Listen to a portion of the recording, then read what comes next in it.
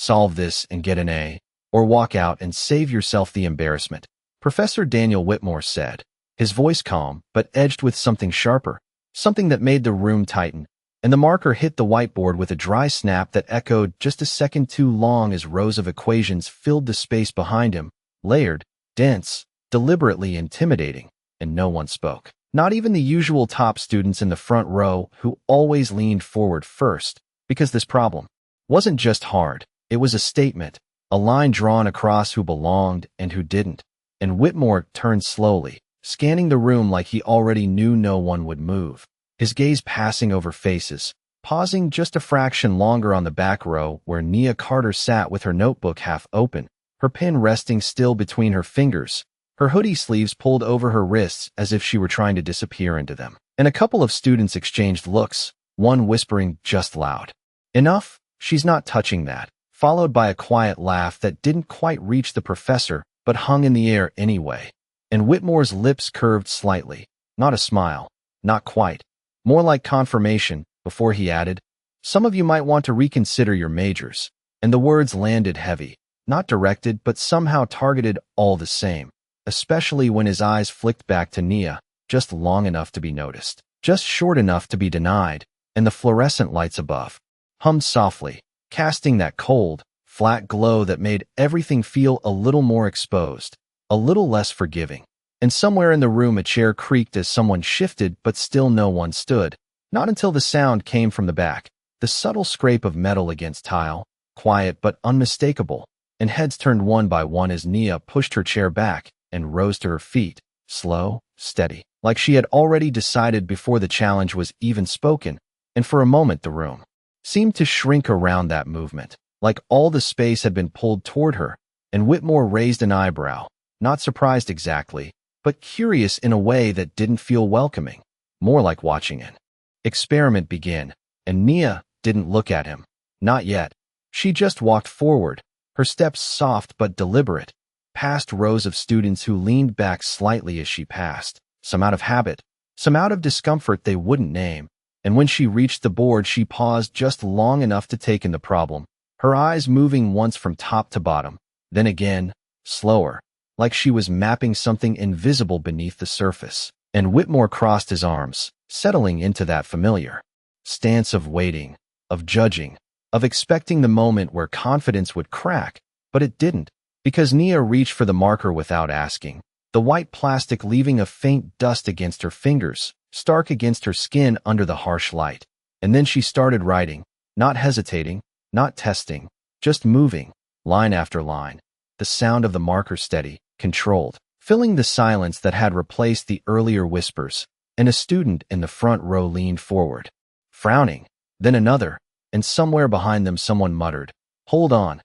That's not the usual approach." And Whitmore's posture shifted almost imperceptibly, his arms loosening as his eyes tracked her work, faster now, more focused, because what she was doing wasn't random, wasn't guessing, it was precise, intentional, and 10 seconds stretched into 30, into a minute, into something longer that no one measured anymore. And Nia didn't look back, didn't check the room. She just kept going, building something on that board that hadn't been there before, something cleaner, sharper, and when she paused it wasn't uncertainty, it was completion. And for the first time since she stood, she turned slightly, not fully, just enough to glance toward the professor, her voice even, almost quiet.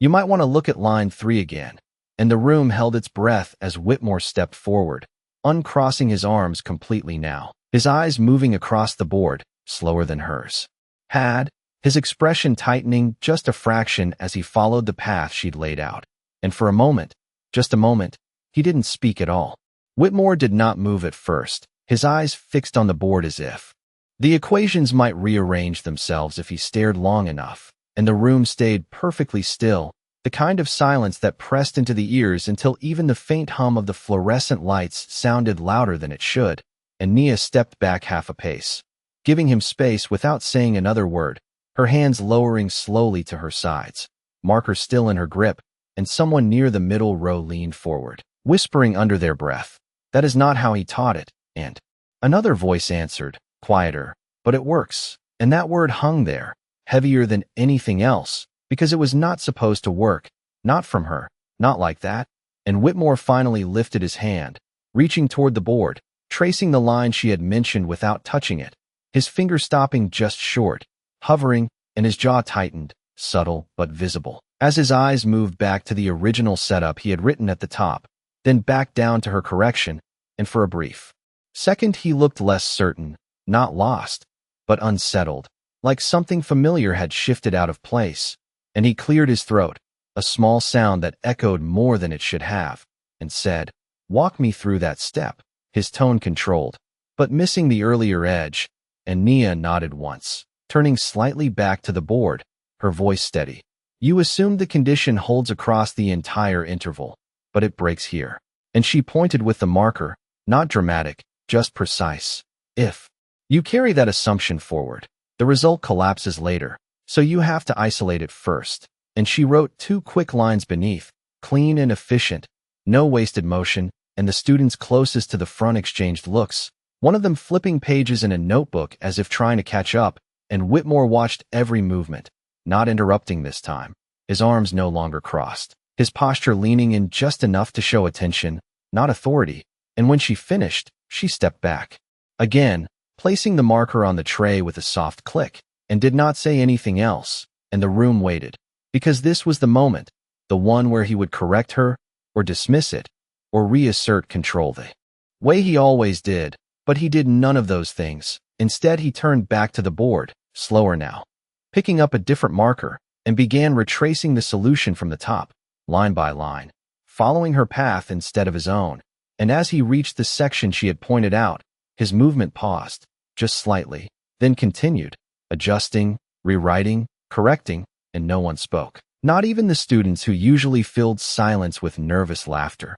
because something had shifted, something quiet but undeniable. And when he reached the final line, he stopped, the marker still in his hand, the equation now complete in a form that matched hers, not his original, and he exhaled, a controlled breath that seemed heavier than it should have been, and for a moment he did not turn around, his back still to the class, shoulders squared but not rigid, and then he set the marker down carefully, aligning it with the others on the tray as if precision mattered in that small act, and only then did he face the room again, his eyes scanning across the students before landing briefly on Nia, not dismissive this time, not skeptical, just measured, and he said, "Continue from here next class." His voice even, almost neutral, but missing the certainty it carried before, and a few students shifted in their seats, unsure whether the moment was over or just paused, and Nia turned quietly, walking back to her seat the same way she had come, her steps steady,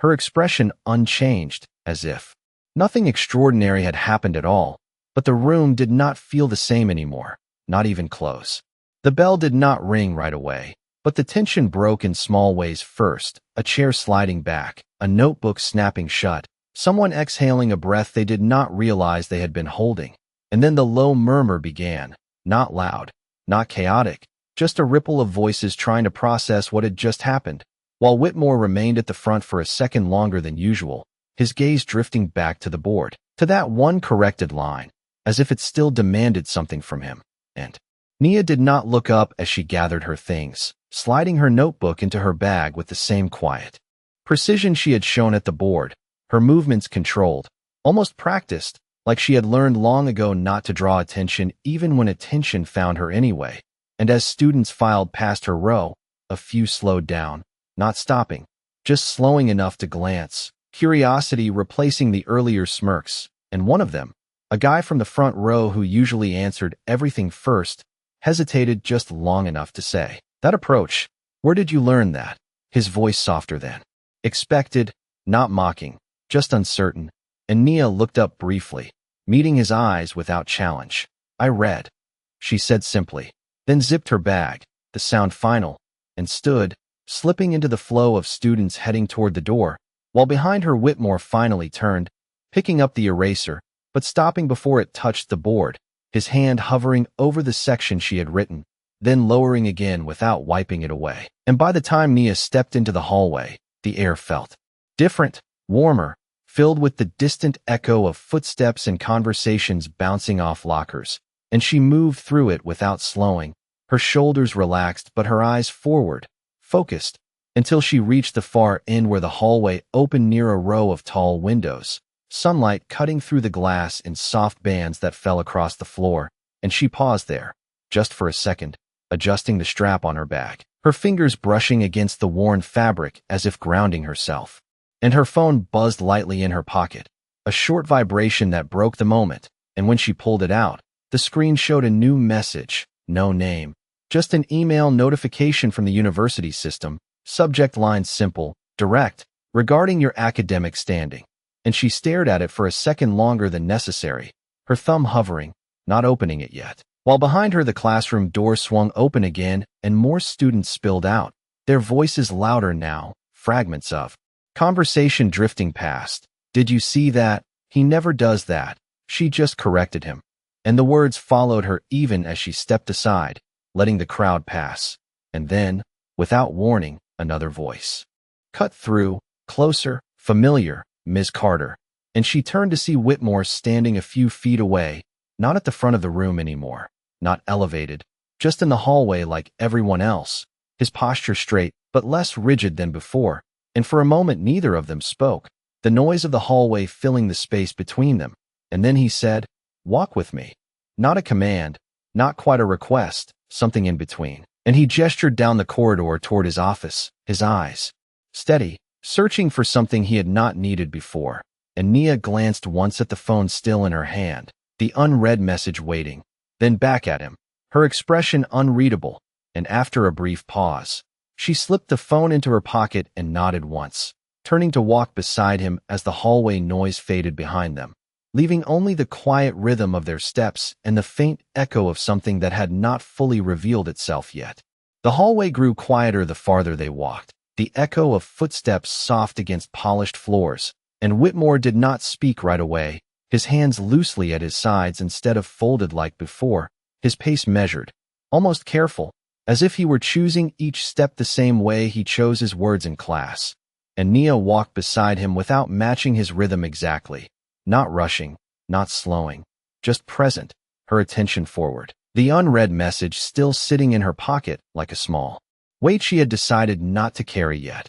And when they reached the office door, he paused, pulling it open with a quiet click and stepping aside to let her enter first, a gesture so subtle it almost went unnoticed. But it shifted something in the air, something unspoken, and the office itself was neat, almost precise, shelves lined with textbooks and journals, papers stacked in exact edges, a large window letting in muted daylight that softened the sharpness of the room, and Whitmore closed the door behind them, the sound gentle, not final, and for a moment he stood there, looking at the desk, then at the board mounted on the wall, then back at Nia, as if deciding where to begin. And finally he said, "That method you used, it is not in the standard curriculum." His voice lower now, not challenging, just factual, and Nia remained standing, her posture straight but relaxed, her hands resting lightly against the strap of her bag. "No, it is not,"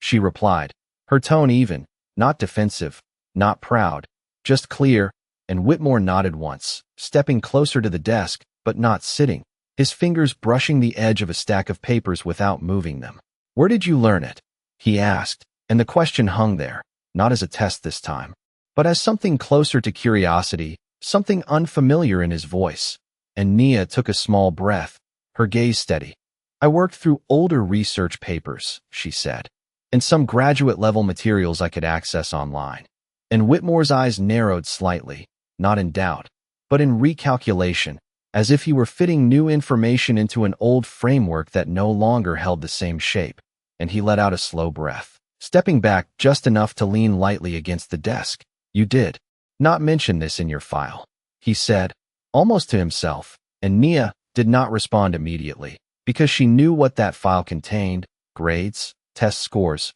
brief notes, nothing that captured the hours she spent reading, the nights she stayed awake working through problems no one had assigned, the effort that did not show up in official lines. And after a moment she said, "It did not seem relevant." And Whitmore looked at her again, this time longer, more directly, and something in his expression shifted, not fully, not dramatically, but enough to show that he was seeing something he had overlooked before. and he straightened slightly, his voice more deliberate now. You corrected a foundational assumption in that problem, he said. Most students do not question it. And Nia nodded once. It did not feel stable, she answered, and the simplicity of that response lingered in the room. Because it was not about proving him wrong. It was about seeing something differently, and Whitmore glanced toward the window, the light reflecting faintly across his glasses, and for a second he seemed somewhere else, replaying the moment, the board, the correction, the silence, and when he turned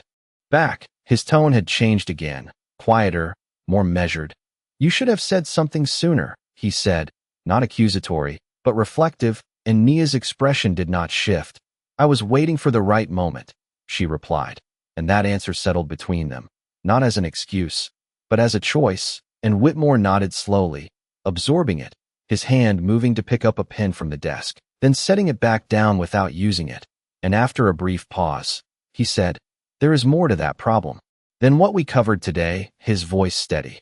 If you are willing, I would like you to continue it. And for the first time, the dynamic shifted fully, not in words, but in weight, because this was not a challenge, not a dismissal. It was something else, something closer to acknowledgement, and Nia considered him for a moment, her eyes calm, her posture unchanged, and then she gave a small nod. I will, she said, simple, direct. And Whitmore held her gaze for a second longer before stepping aside, reaching for the door handle again, the quiet click opening the space back to the hallway. But the air between them was no longer the same as when they entered, not even close. The hallway noise returned the moment the door opened, but it felt distant now, like it belonged to a different version of the day, and Nia stepped out first, her pace steady, her mind already shifting forward, not replaying what had happened but moving past it, while Whitmore remained just behind her for a second longer, his hand still on the door as if holding on to something he had not fully processed yet,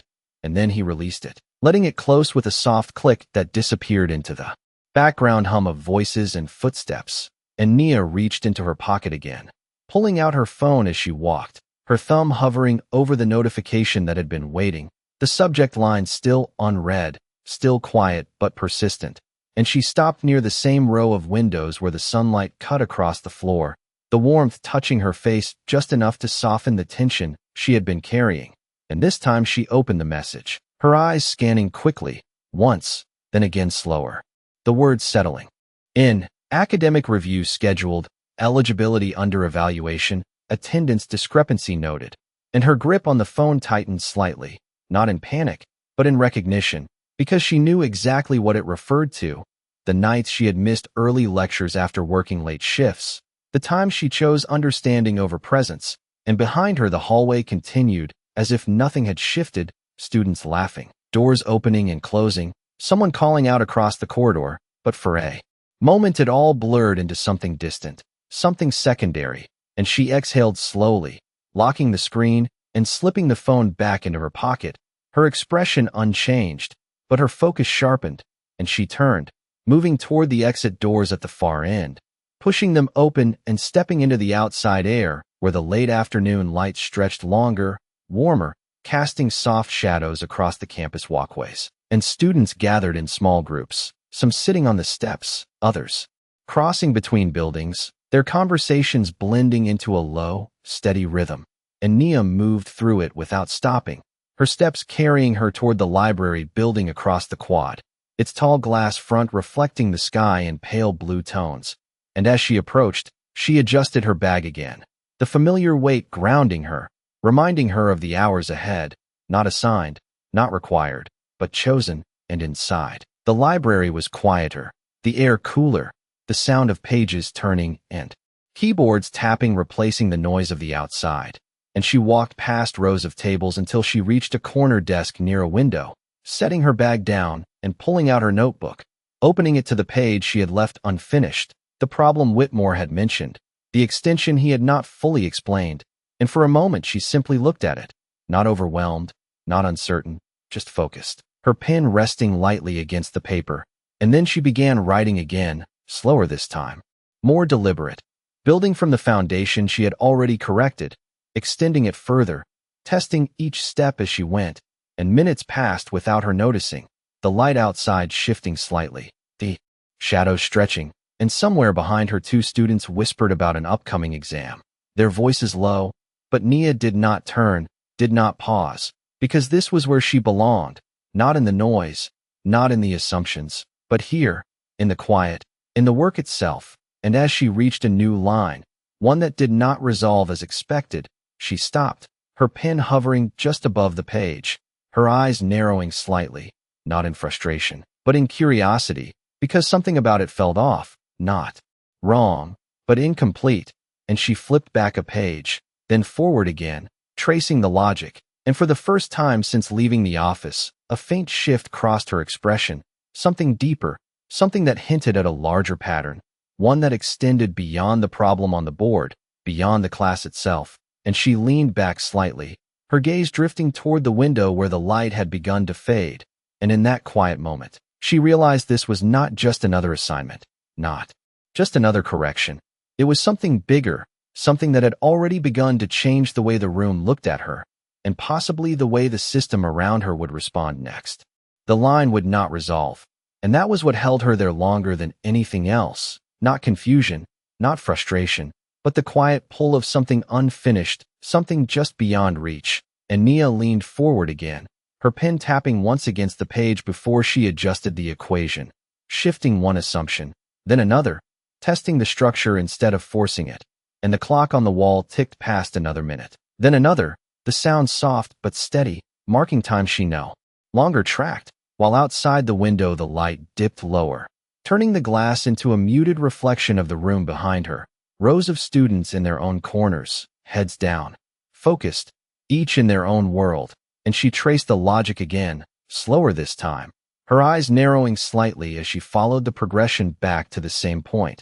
the same break, and then she saw it, not in the equation itself, but in what it assumed, a boundary that had been treated as fixed when it was not. And her pen moved again, faster now, not rushed, but certain, rewriting the step entirely, letting the structure shift into something more flexible, more precise, and the moment it aligned, she stopped, her breath catching just slightly, not from effort, but from recognition, because this was not just a correction, it was an extension, something that reached beyond the original problem, and she leaned back in her chair, her gaze lifting from the page to the window, where the last edge of sunlight had begun to fade into a cooler tone, the sky shifting toward evening. And for a second she allowed herself to sit in that realization, the quiet weight of it settling in, before her phone buzzed again, sharper this time, pulling her attention back, and she reached for it without hesitation, the screen lighting up with a new message, not from the system this time,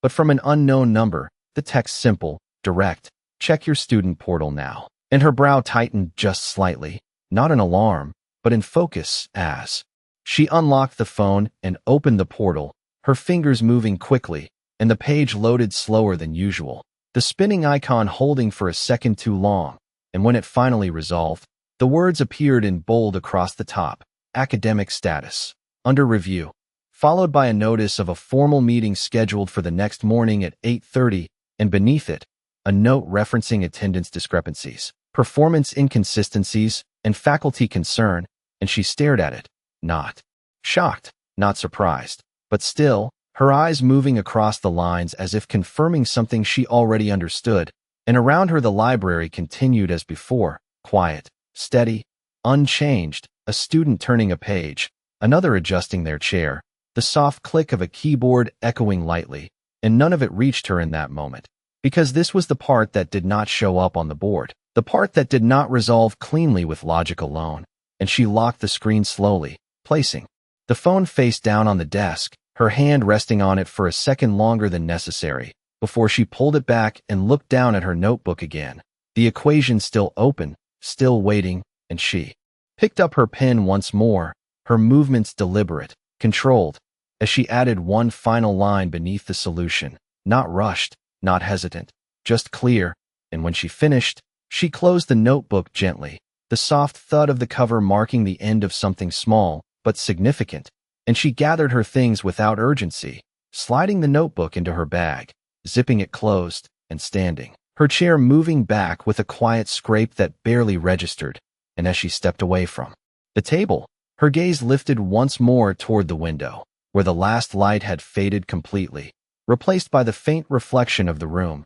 and in that reflection, she saw herself standing there, still, composed, unchanged on the surface, but carrying something new beneath it, something that would not stay contained for long. And as she turned toward the exit, the scheduled meeting waiting in the morning, the question no longer felt like whether she belonged in that room, but what that room would do when it realized it had been wrong all along. The campus had quieted by the time Nia stepped outside, the air cooler now, carrying that faint evening stillness that settled after the last rush of classes, and the walkway lights had begun to glow one by one, casting soft circles across the pavement as she moved through them, her steps steady, her pace unhurried, but her mind sharper than it had been all day, because the message, the meeting, the words "under review" had not shaken her. They had clarified something, and she reached the bus stop at the edge of campus just as the distant rumble of an approaching engine broke through the silence, headlights cutting across the road in long beams, and a few other students stood scattered nearby, some scrolling on their phones, others lost in their own thoughts, and Nia took a seat at the far end of the bench, setting her bag beside her, her hands resting lightly in her lap, her gaze forward, not distracted, just present. And when the bus pulled up with a soft hiss, she boarded without hesitation, tapping her card and moving toward the back, choosing the same seat she always did, near the window, where the city lights would blur into motion as they moved, and she sat, her reflection faint against the glass, her face calm, her posture relaxed, but her eyes focused, because she was not thinking about what had happened in class anymore. She was thinking about what would happen next, and the bus pulled away from the curb, the campus fading behind them as the streets stretched out ahead, lined with storefronts and quiet intersections, the rhythm of the ride steady, almost hypnotic, and she reached into her bag, pulling out her notebook again, opening it to the final page she had written, her fingers tracing the last line once before she picked up her pen, adding something small, a notation, a refinement, not because it was required, but because it mattered. And across the aisle a student glanced over briefly, then looked away, as if unsure what they had just seen, and Nia did not notice, or if she did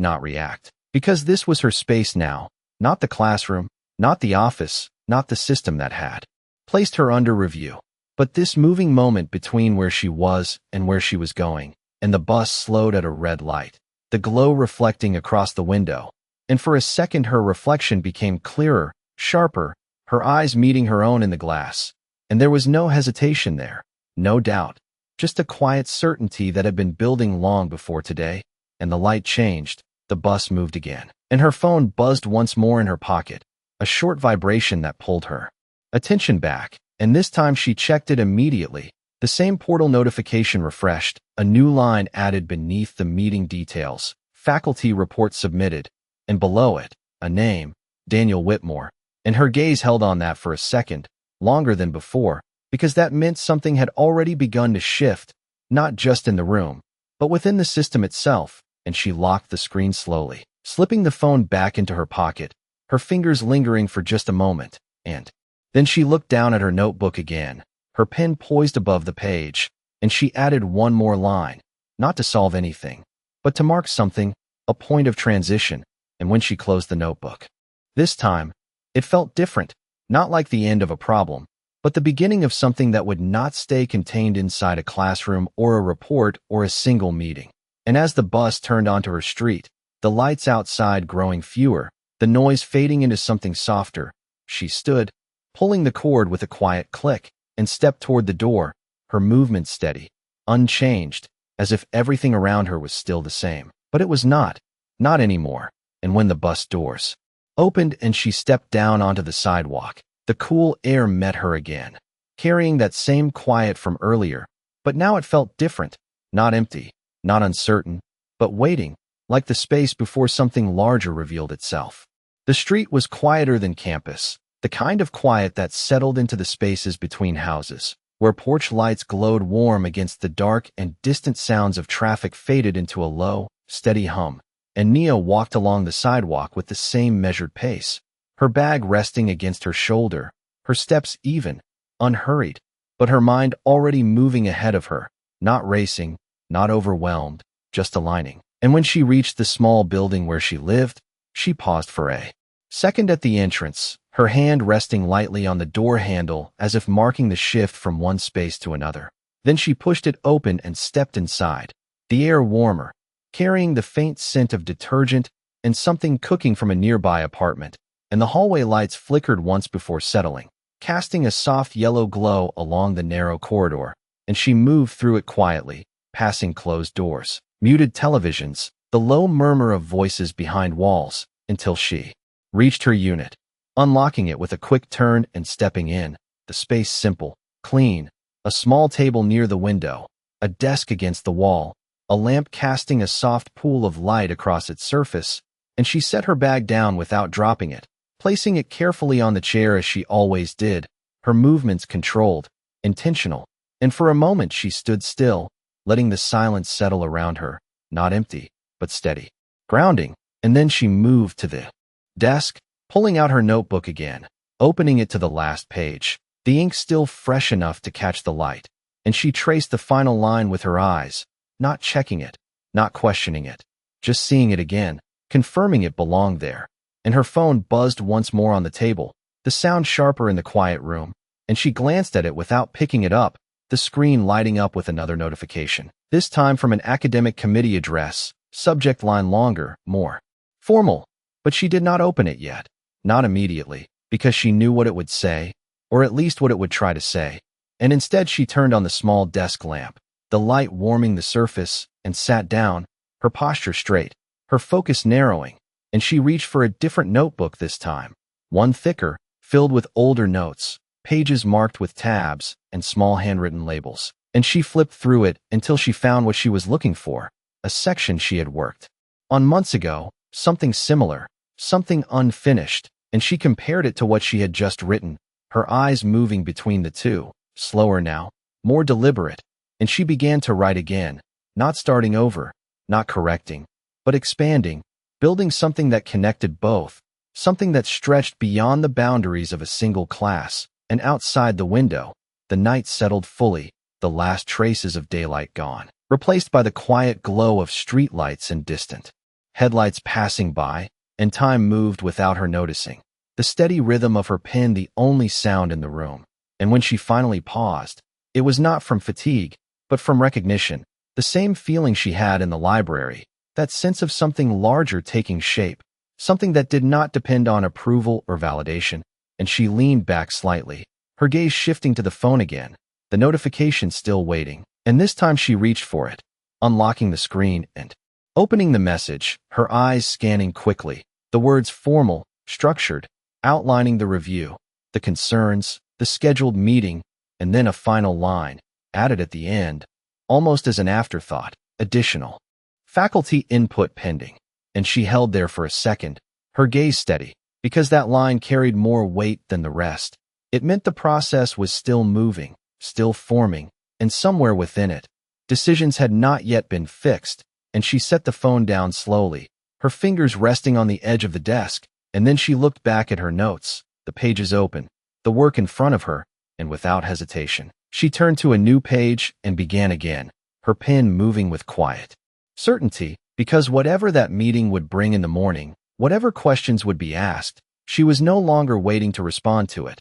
She was already ahead of it, already building something it would have to recognize sooner or later, and in the stillness of that small room, under the soft light of the lamp, that realization settled in, not loud, not dramatic, but undeniable. The night stretched longer than she planned, but she did not notice when the hours slipped past, the quiet in her apartment deepening as the city outside slowed into a softer rhythm, and the only light left was the one on her desk, casting a steady glow over the pages now filled with lines that connected, expanded, evolved, and Nia's hand moved less frequently now, not because she was done, but because each step required more thought, more precision, and when she finally stopped, it was not with hesitation, but with a quiet sense of completion for this part, this stage, and she set the pen down carefully, aligning it parallel to the edge of the notebook, her fingers resting on the page for a brief moment before she closed it, the soft thud echoing slightly in the still room,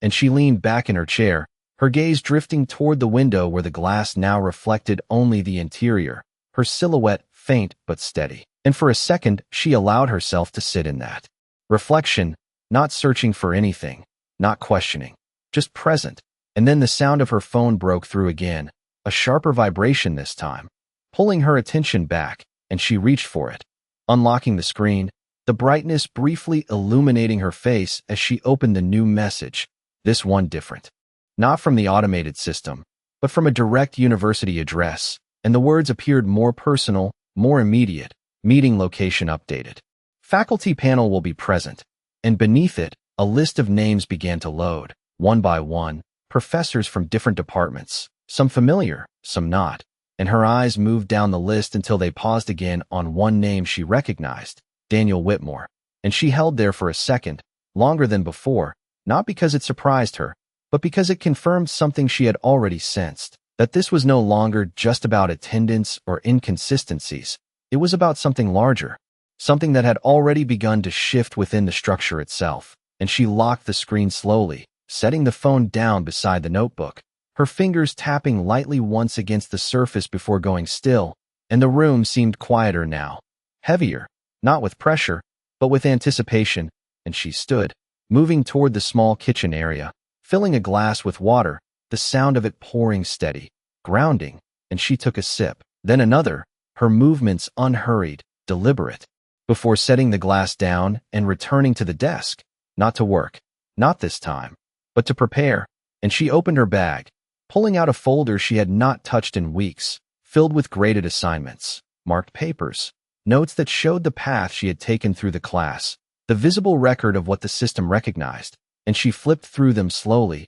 her eyes scanning comments, corrections, scores, each one a piece of a story that did not fully match what she knew to be true. And she set them aside, then reached for her notebook again, opening it to the pages she had just completed, placing it beside the folder, the two sets of work side by side. The difference clear, not just in content, but in depth, in clarity, in intent. And she looked at them for a long moment, her expression unchanged, but her focus sharpening, because tomorrow was not just a meeting. It was a moment where those two versions would be placed in the same room, measured against each other, questioned, evaluated, and she closed both, sliding them neatly into her bag, one on top of the other, not separating them, not prioritizing one over the other. And then she turned off the desk lamp, the room falling into a softer darkness, lit only by the faint glow from outside. And as she moved toward the bed, setting her bag within reach, she paused once more,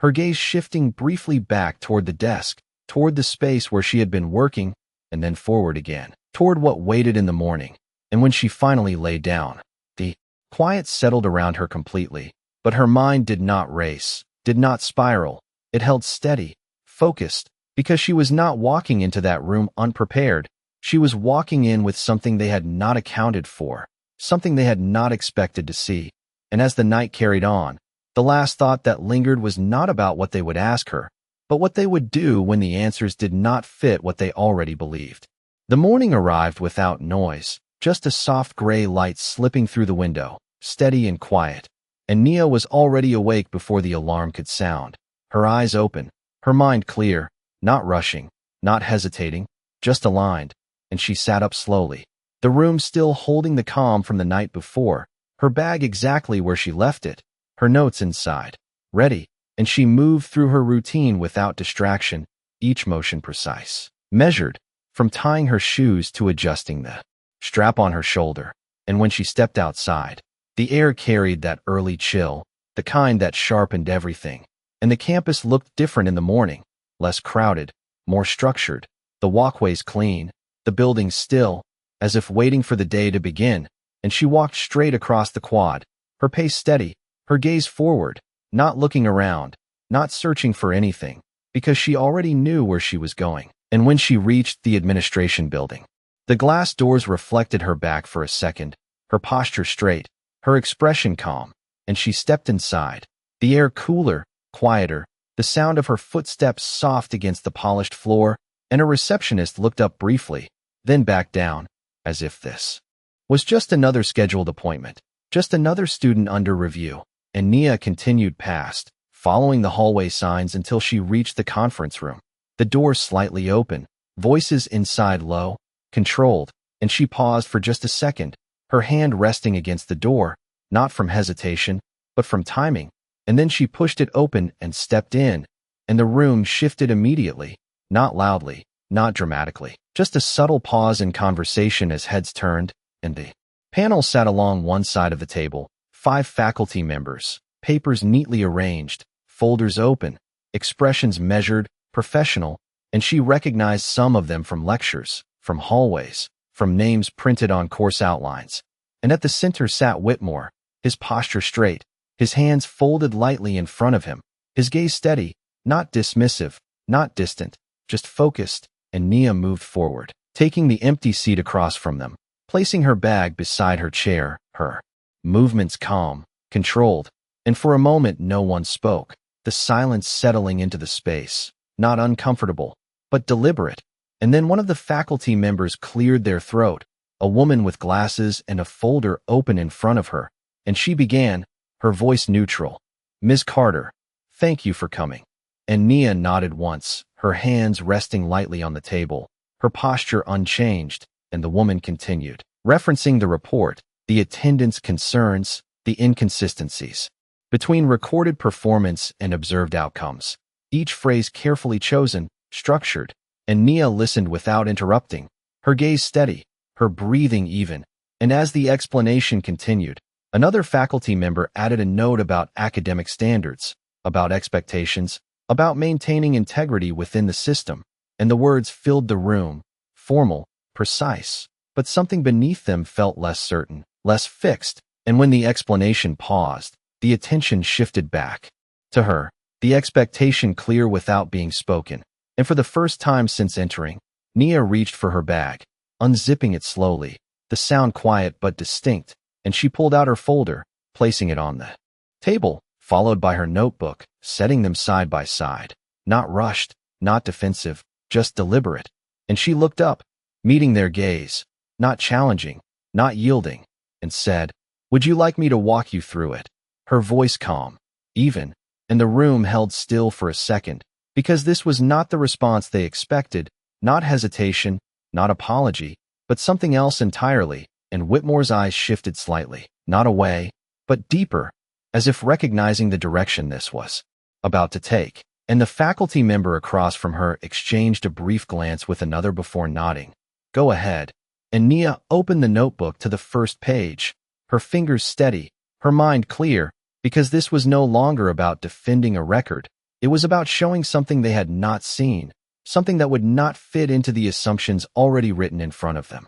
The room did not interrupt her this time. No one stepped in, no one redirected the conversation, because the moment she opened that notebook, something shifted in the balance of the room, subtle but undeniable, and Nia did not rush. She did not perform. She simply turned the pages to the section she had worked on the night before, her fingers steady as she placed it flat against the table, and she began, her voice calm. "Even, the inconsistency you mentioned comes from how the assumption is applied here," and she pointed lightly to the page, not forcing attention, just guiding it, and the faculty leaned in, not all at once, but gradually, one adjusting their glasses, another shifting their chair closer, and Whitmore remained still, his eyes fixed on the page, following without interruption, and Nia continued, not explaining in general terms, not summarizing, but walking through each step with clarity, showing the structure, the progression, the point where the logic diverged from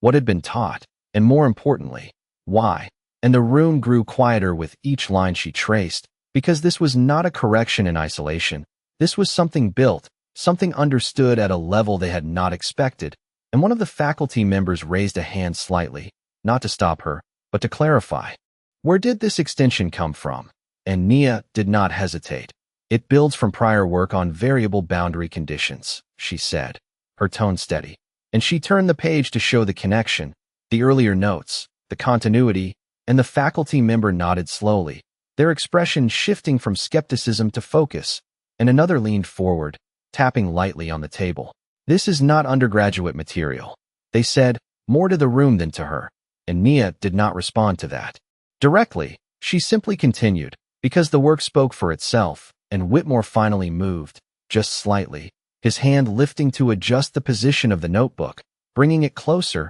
his eyes scanning the lines again, slower this time, deeper, and the silence that followed was different from the one in the classroom, not tense, not waiting for error, but absorbing, processing. And when Nia finished the explanation, she did not fill the space with anything else. She did not justify, did not defend. She simply closed the notebook gently, her hands resting on it, her posture unchanged, and for a moment no one spoke, the panel exchanging brief glances, not dismissive, not dismissing, but recalibrating. And then the same faculty member who had started the meeting leaned back slightly, their voice quieter now. "Your attendance record does not reflect this level of work." And Nia met their gaze without shifting. "No, it does not," she said, simple, direct, and the honesty of that answer settled into the room, not as defiance, but as fact. And another voice followed, more measured. "Why?" And this time there was no assumption in the question, no edge, just inquiry. And Nia paused for a brief second, not searching for an answer, but choosing how to say it. "Because I spent my time here," she said, tapping lightly once on the notebook, not loud, not dramatic, just enough to mark the point. And the room held still again, because that answer did not argue, did not excuse it. Reframed, and Whitmore's gaze shifted then, not away, but upward, meeting hers for the first time since she began, and something in his expression had changed, not fully softened, not fully resolved, but altered, as if the structure he had relied on no longer held the same certainty. And he spoke, his voice controlled, but quieter than before. "The report I submitted," he paused, just slightly, and then continued, "was based on incomplete information, and the words landed differently than anything else that had been said in the room, not loud, not forceful, but carrying weight, because they acknowledged something beyond the surface." And the faculty exchanged another glance, this one longer, more deliberate, and the atmosphere shifted again, not dramatically, but enough to mark a turning point. And Nia remained still, her hands resting on the notebook, her expression unchanged, because she was not waiting for validation. She was not looking for approval. She had already placed the truth in front of them, and what they chose to do with it was no longer something she needed to control. The words did not echo, but they stayed, settling into the room with a weight that no one tried to interrupt. And for a moment the panel did not respond, not out of hesitation, but because the direction had changed, and each of them seemed to recognize it at the same time. And the faculty member who had been leading the meeting glanced down at the report in front of her, then back up at Nia, her expression no longer fixed in procedure, but shifting into something more measured, more careful. And she closed the folder halfway, not fully, just enough to signal that what was written there was no longer the only thing that mattered. And Whitmore remained still, his posture upright, but the certainty that had defined him before was gone, replaced by something quieter, more deliberate. And he reached forward, sliding the report slightly to the side, not discarding it, but repositioning it, as if making space for what had just been presented. And another faculty member leaned in, their fingers tapping once lightly on the table before going still. "This level of work," they said slowly, "requires evaluation beyond this course." And the statement was not a dismissal, not a redirect, but an acknowledgement that the framework they had started with was too small. And Nia listened without reacting, her hands still resting on the closed notebook, her posture unchanged, because she was not waiting for their conclusion. She had already given them what they needed to see. And the room shifted again, not dramatically, but enough to feel. And the faculty member at the far end adjusted their glasses, glancing at the others before speaking. "We have procedures for academic review," they said, "but we also have provisions for reassessment when new information is presented." And the phrasing was careful, structured, but the meaning was clear. And Whitmore's gaze moved briefly toward Nia, then back to the panel, his voice steady, but different from before. "I would recommend a full reassessment of her standing," he said, and there was no hesitation in it, no qualification, just a direct statement. And the room absorbed it in silence, because that recommendation carried weight, not just as a correction, but as a shift in position. And the faculty member who had been leading the discussion nodded slowly, her pen moving once across the page before she set it down, and she looked at Nia again, not as a case, not as a file, but as a presence in the room. "Ms. Carter," she said, her tone more measured now. "We will need time to formally review this material." And Nia nodded once, acknowledging, not agreeing, not questioning, just recognizing the process for what it was. And the faculty member continued, "Until then, your status will remain active."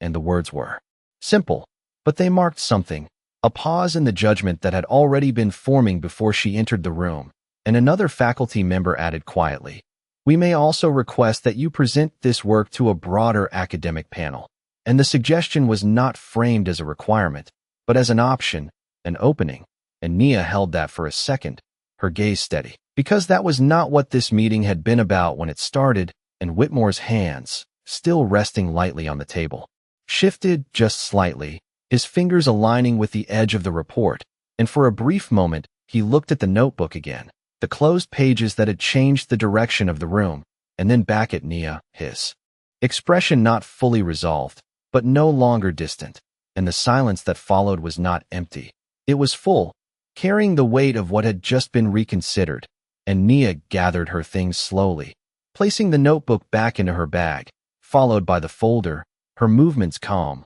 unhurried. And when she stood, the chair moved back with a soft sound that seemed louder in the stillness. And she looked at the panel one last time, not searching for anything, not expecting anything more. And then she turned toward the door, her steps steady, the room behind her quiet, not with doubt, but with something closer to reflection. And as she reached the door and opened it, the hallway light spilled in, brighter, warmer, and for a brief second it framed the space behind her before she stepped through, leaving the room as it was, changed, but not yet fully aware of how much. The hallway outside felt brighter than before, not because the lights had changed, but because something behind her had. And Nia stepped forward without slowing, her bag resting against her shoulder, her posture steady, her expression unchanged, as if the weight of the room she had just left had already settled into something quieter, something resolved. And the sounds of the building returned gradually, footsteps, distant voices, a door closing somewhere down the corridor, all of it familiar, all of it unchanged, and yet it did not feel the same, not to her. And she moved past the reception desk without stopping, the same receptionist glancing up briefly, then back down, unaware of what had shifted just a few steps away. And when Nia reached the glass doors, she pushed them open and stepped outside, the morning light fuller now, warmer, casting long reflections across the campus walkway. And students were beginning to gather again, the rhythm of the day picking up, conversations forming, movement returning. And she walked through it with the same calm pace, not looking for reactions, not waiting for acknowledgement, just continuing forward, because nothing she needed had been left behind in that room. And as she crossed the quad, the building behind her stood quiet, unchanged on the outside, but inside, the air had shifted, not loudly, not visibly, but in a way that would not reverse easily. And back in the conference room, the panel remained seated, the silence stretching longer than expected, and the faculty member at the center closed the folder completely this time, the soft sound marking the end of something they had assumed was already decided. And one of them exhaled slowly, leaning back. "We almost moved forward with that,"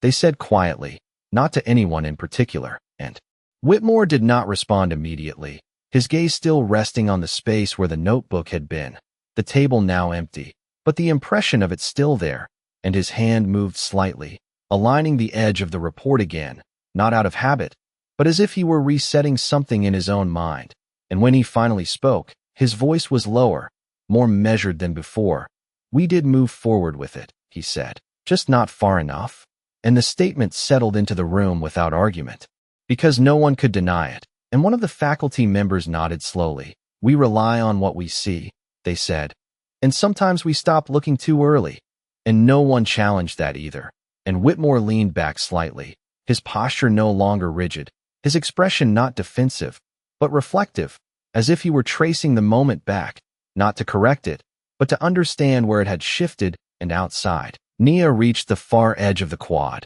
the sunlight falling across her path, and she adjusted her bag once more, her steps steady, her direction clear. and she did not look back, not at the building, not at the room, not at the people inside it, because she did not need to. What mattered had already happened, not in the decision they would eventually make, but in the moment they were forced to see something they had overlooked. And as she continued across campus, blending into the movement of the day, she looked no different from any other student walking to their next class. Her pace even, her posture relaxed, her expression calm. But there was something in the way she moved, something quiet, something grounded, that did not depend on recognition or approval. And in the room behind her, the conversation would continue, the reports would be rewritten, the process would adjust, but none of that would define what had already been established. And as the light shifted slightly overhead, softening across the walkway, the moment settled into something simple, something lasting, because she had not argued her place, she had not demanded it, she had shown it, and that was enough.